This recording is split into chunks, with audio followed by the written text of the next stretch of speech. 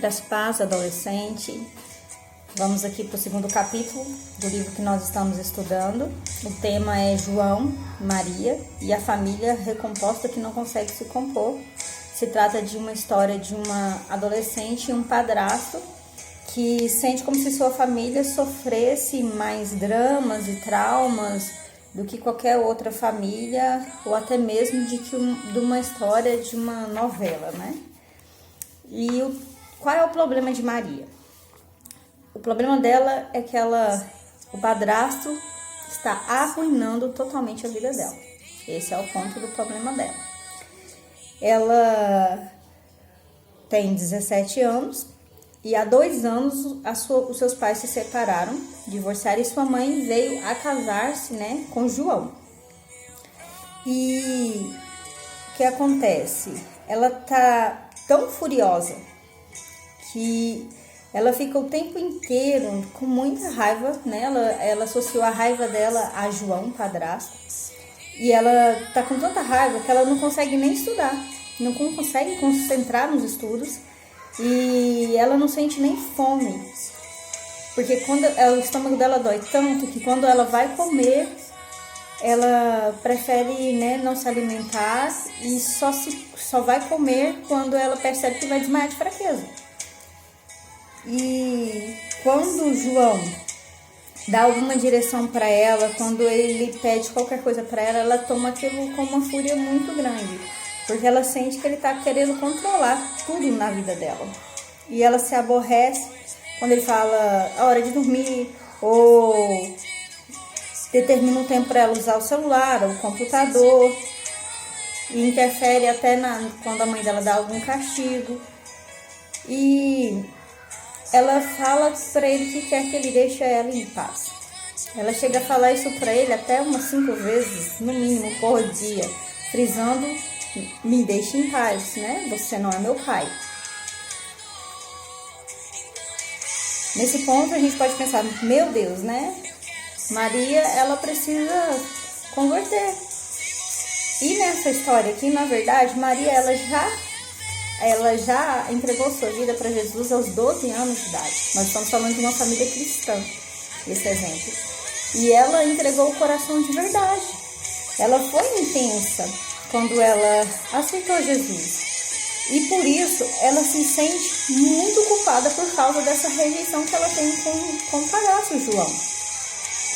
E ela chegou a falar com uma amiga dela, né, que antes de aceitar Jesus, na verdade, ela se sentia uma pessoa sem esperança e miserável.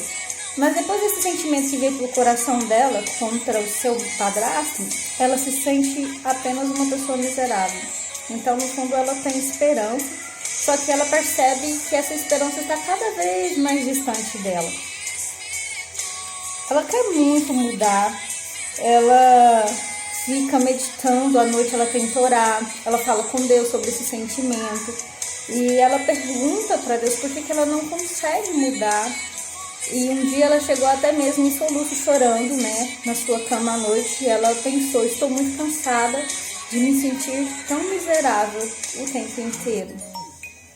Logo, uma solução, né, encontrada para Maria está lá em Romanos, capítulo 12, versículo 2, que diz: e não vos conformeis com este século, mas transformai-vos pela renovação da vossa mente, para que experimenteis qual seja a boa, agradável e perfeita vontade de Deus. Se você for perceber que a mente de Maria, como nós vimos no capítulo 1, ela está cheia de fortaleza, está cheia de resistência, cheia de pensamentos negativos, e ela precisa não resistir a tudo isso, ela precisa não se conformar com esse sentimento, né? E experimentar o que Deus tem para a vida dela. E para isso, ela precisa buscar o Senhor de coração, buscar com toda a intensidade. Ela não consegue controlar, né, o seu acesso de raiva, ela desrespeita todas as regras que é imposta, né, na sua casa, ela é agressiva com o seu padrasto, ela se tornou Na verdade, ela é resistente a tudo aquilo que ele pede ou a tudo aquilo que ele impõe. E ela não consegue remover as fortalezas que o diabo plantou dentro da mente, da cabeça dela, né? E ela, quando os pais... Isso tudo veio para o coração dela quando a primeira vez que ela escutou a palavra divórcio dentro de casa. Então ela já ficou muito resistente, ela mudou o coração, com 15 anos no caso. E ela não associou essa raiva aos pais biológicos porque ela gostava muito dos pais. Então ela precisava associar essa raiva e esse divórcio para alguém. Então ela culpou João. Mas isso, né?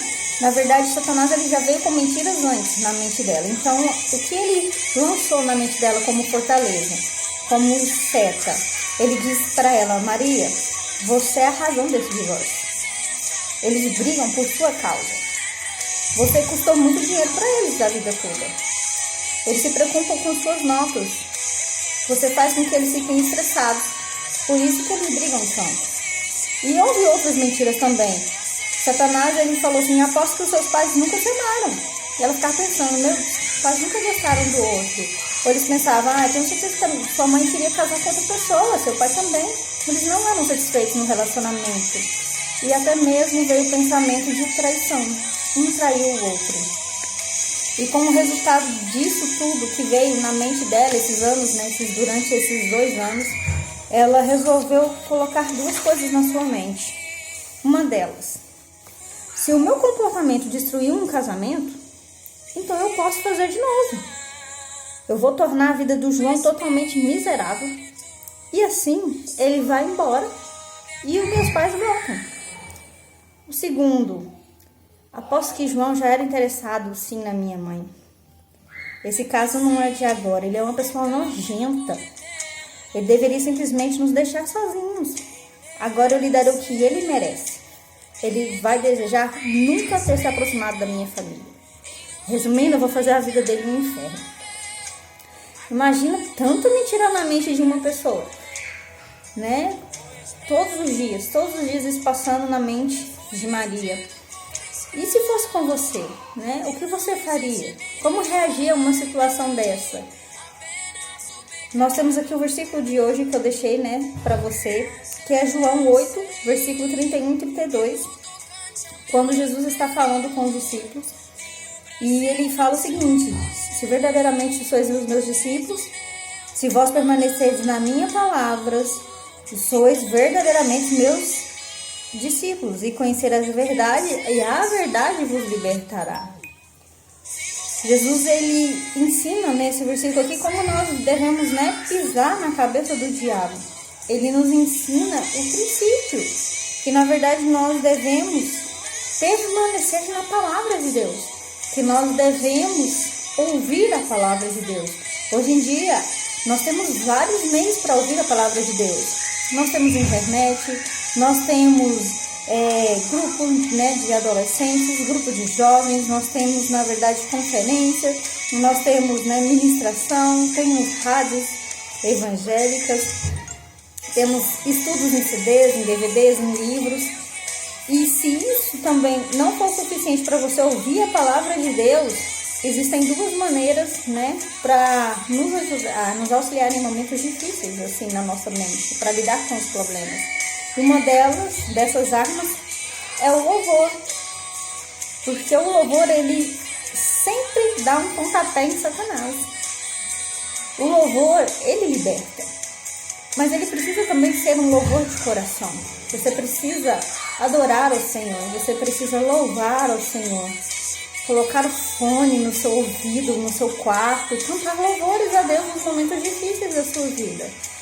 É como se quando você está louvando a Deus com todo o seu coração, Satanás tampasse os ouvidos e se recolhesse, né? Porque ele não suporta ouvir você adorando a Deus.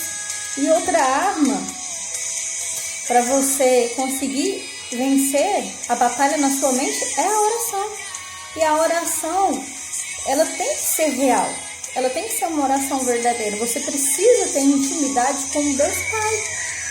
Ele te conhece, mas Ele quer ouvir da sua boca a verdadeira né? Entrega o que você realmente deseja, o que você quer, como você se sente. Nós não precisamos de uma forma, né, para falar com Deus de uma maneira, né, certa. Não existe. O que você precisa se abrir. Você precisa se entregar, você precisa ter e buscar intimidade com Deus dia após dia.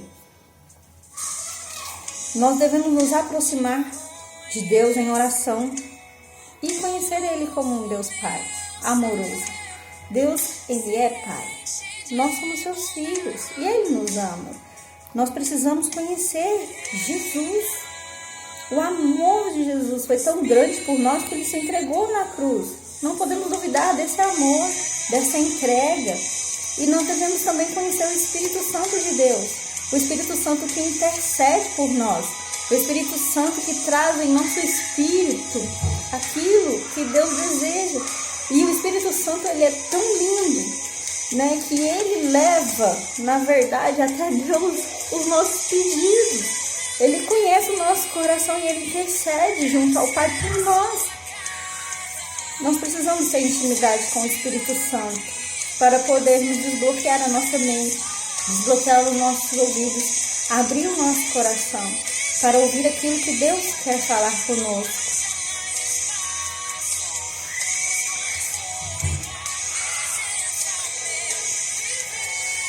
Na verdade, Maria está passando por um momento muito difícil com seu padrasto.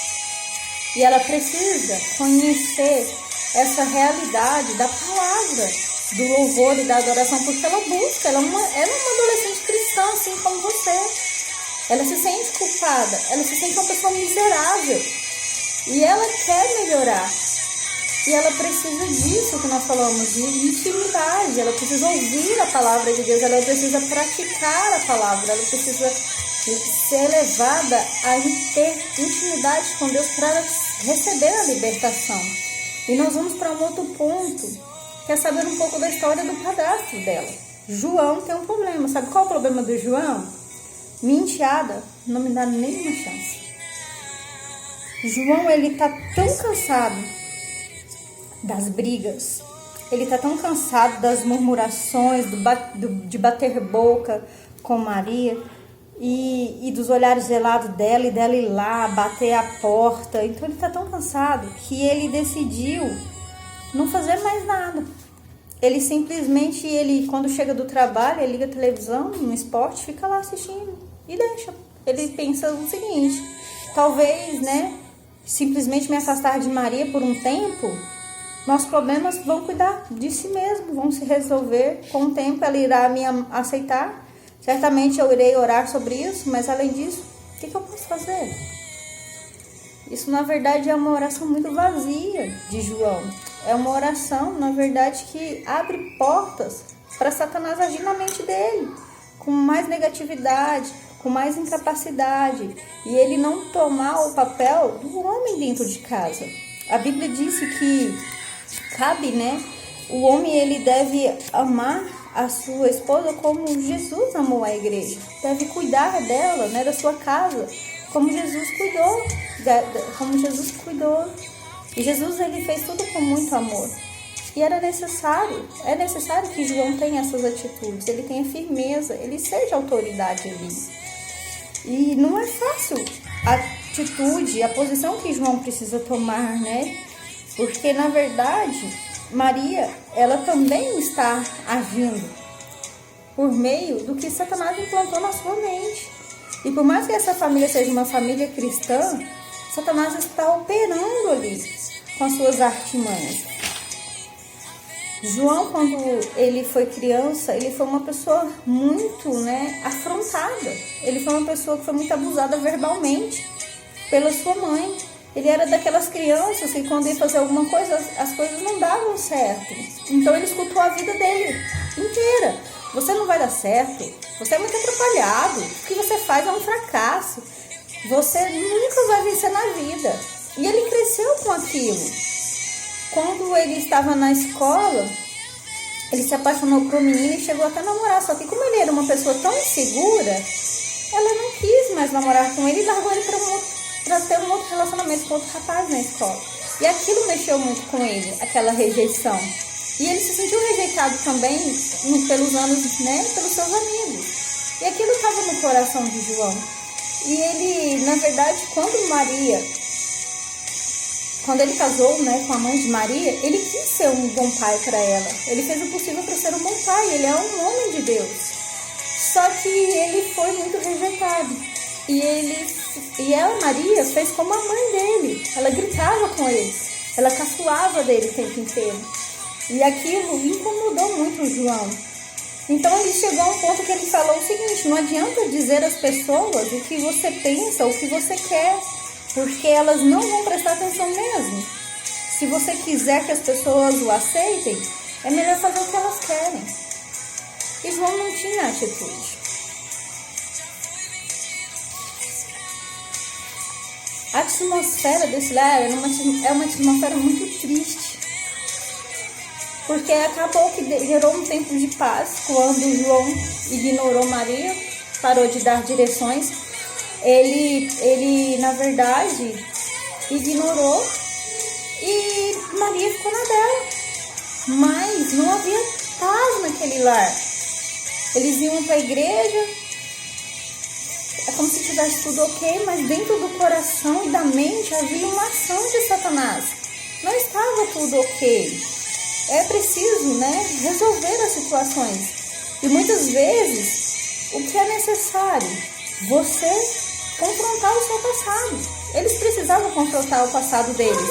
Eles precisavam reagir e precisavam vencer aquilo que era a causa de tanto mal-estar, de tanta insegurança, né? Ou da resistência do coração da Maria. João deveria demonstrar para Maria que ele não era culpado pela separação dos pais, que ele veio 2 anos depois. E assim Maria precisava também entender que ela não era culpada da separação dos seus pais. Foi algo que aconteceu, mas que ela podia ser feliz nesse lar. Ela podia receber o amor de João e proporcionar uma felicidade para a mãe dela também, que estava feliz, porque João era uma boa pessoa, fazia bem para a mãe dela e tentava fazer bem para ela também, mas ela não permitia. Nós não podemos usar o nosso passado como uma desculpa para permanecer na escravidão, de uma forma negativa e derrotada de viver. Nós não podemos usar o nosso passado para sermos coitadinhos, para poder descontar nas pessoas aquilo que não tem nada a ver com elas. Nós precisamos nos posicionar, nós precisamos entregar para Deus tudo aquilo que nos causou mal, tudo aquilo que foi negativo, e precisamos receber cura de Deus, pedir para Deus encher o nosso coração, transformar a nossa mente e nos libertar dessa ação de Satanás que vem manipulando, como a gente falou no capítulo 1, de nível em nível, até chegar a um ponto que nós não conseguimos mais ter nenhuma atitude. E a nossa vida se torna uma vida triste e miserável. Uma guerra é possível ser vencida. Em 1 Coríntios, capítulo 10, primeiro capítulo 10, versículo 13, fala o seguinte: não vos sobreveio tentação que não fosse humana, mas Deus é fiel e não permitirá que você seja tentado além das vossas forças. Pelo contrário, juntamente com a tentação, vos proverá livramento, de sorte que a possais suportar. Então não tem nada na sua vida que você não possa vencer. Satanás não pode agir contra você em nenhuma área que você não seja capaz de, em Deus, superar aquilo e vencer. Você é capaz, você precisa buscar em Deus a sabedoria, o discernimento, a maneira de proceder. Nós não podemos agir pela ira, nós não podemos agir por momento. Chega um tempo na vida que nós precisamos amadurecer. Não é porque você é uma adolescente que isso te dá o livre-arbítrio de ser um rebelde, de falar o que você quer, porque você é um ser racional.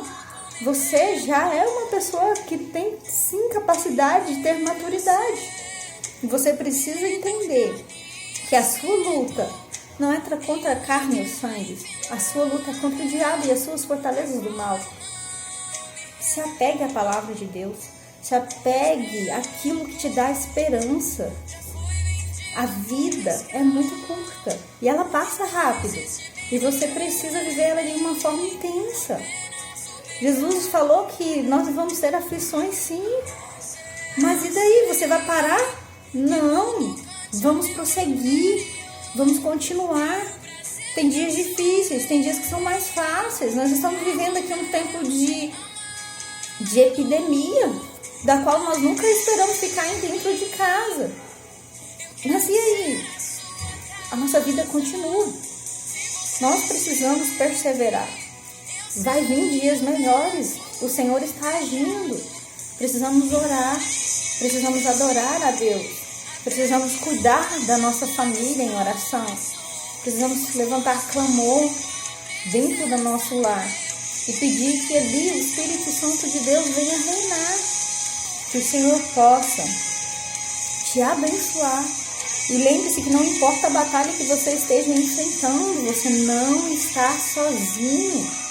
Você não está sozinha. Deus está com você. Ele tem planos para a sua vida. Ele está ao seu lado. Você não vai perder essa batalha que você está enfrentando. Seja forte, seja corajoso. Vença todas as artimanhas e os ataques de Satanás. Em nome de Jesus. Que o Senhor te abençoe.